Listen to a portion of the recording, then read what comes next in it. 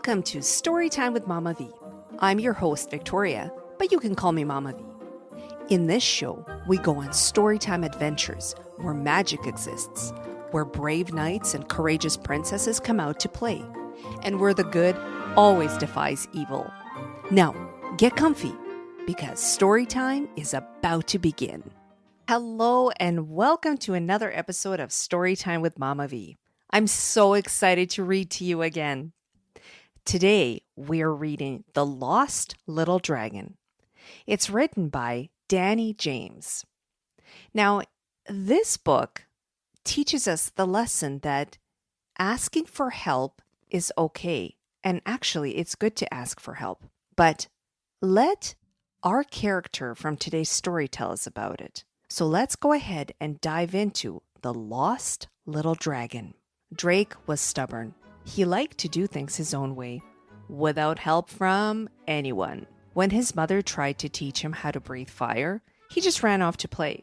When his father took him hunting, he flew off to hunt alone. And when it came time to bathe, Drake would dip his toe in the lake and declare himself clean.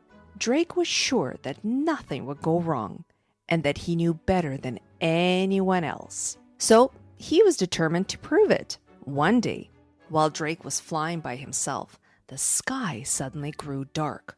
Rain poured down and thunder rumbled. Thunder, lightning.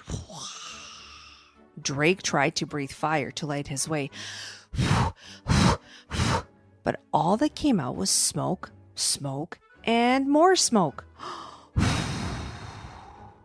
A fierce wind whipped Drake this way and that. With no fire, the little dragon couldn't see. He flew into a tree, ouch, and hurt his wing. Drake gently fluttered to the ground. Ouch, owie, owie, owie, ow.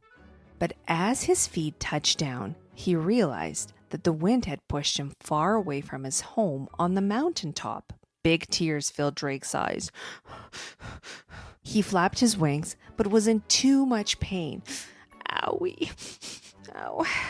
Cold and wet, and with no idea how to get home, Drake curled up into the smallest ball he could and began to cry. Why hadn't he stayed with his parents? Oh, how he wished he was safely home with them now. Suddenly, Drake heard a voice. Ooh, ooh. Why are you crying, little dragon? Looking up, Drake spied an owl perched in a tree. I'm lost. I thought I could do anything, but I was wrong. I flew away from my parents, and now I don't know how to get to my home on the mountaintop. The wise owl tipped her head, keeping her eyes on the little dragon. At last she said, I will guide you, little dragon, for I am a wise owl, and I know the way well. The lost little dragon thought long and hard. He hated asking for help. But how would he ever find his way home without it? With a big sigh, Drake nodded. Thank you, wise owl.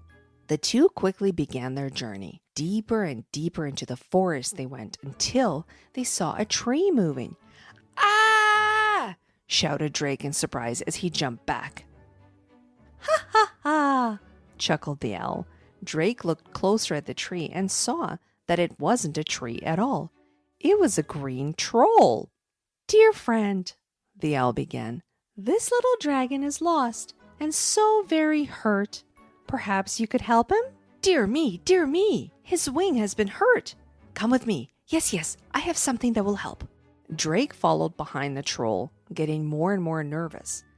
They were getting farther from his home, not closer. Finally, the trio reached a wooden cabin.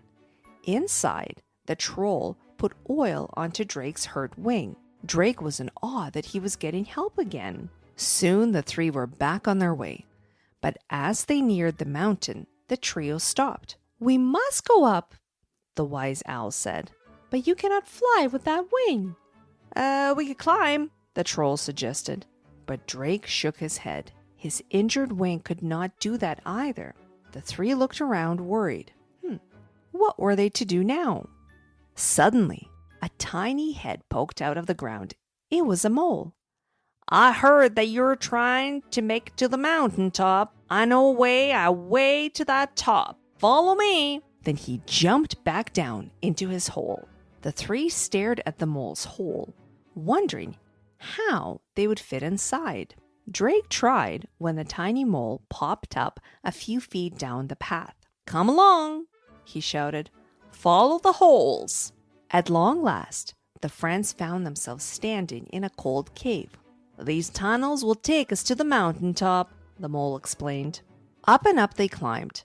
After what felt like hours, an icy blast of wind swept past them from above. We must be close, Drake yelled. Finally, the friends made it to the mountaintop. Emerging from the rocky cavern, Drake spotted his family's sign. Mama, Papa, he cried, I'm home. Hearing his cries, Drake's parents rushed to his side. Drake had never been so relieved. I'm sorry that I didn't listen, he said. Thanks to my new friends, I know now that it's okay to get help. Then, turning to his friends, Drake added, without all of you, I wouldn't be home. Drake's mama breathed out a flame of celebration. Excited, the little dragon tried to do the same. But once again, all that came out was smoke. Drake was quiet for a moment. Then he said, Mama, can you help me breathe fire? Mama nodded her head in disbelief. Oh, yes. Then with a wide smile, she showed Drake what to do. When he tried again, a puff of fire appeared. From that day on, the little dragon took the lesson he had learned to heart. It turned out, asking for help wasn't as bad as he had thought. Now, he had found out that asking for help would be a good thing. This brings us to the end of our story. Thank you so much for listening. Please leave us a rating and a review, and I will see you on the next episode of Storytime with Mama V. Bye for now.